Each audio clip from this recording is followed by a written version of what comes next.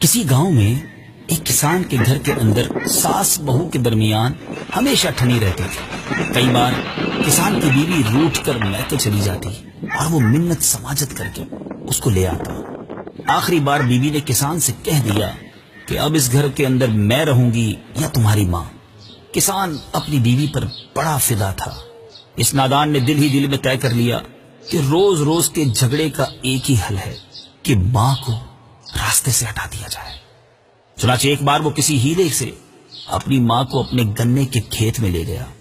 گنے کاٹتے کاٹتے موقع پا کر ماں کا رخ کر کے جو ہی اس پر کلہاڑی کا وار کرنا چاہا، ایک دم زمین نے اس کسان کے پاؤں پکڑ لیا۔ کلہاڑی ہاتھ سے چھوٹ کر دور جا پڑی اور ماں گھبرا کر چلاتی ہوئی گاؤں کی طرف بھاگ نکلی۔ زمین نے آہستہ آہستہ کسان کو نگلنا شروع کر دیا۔ وہ گھبرا کر چیختا رہا اور اپنی ماں کو پکار پکار کر معافی مانگتا رہا، لیکن ماں بہت دور جا چکی تھی۔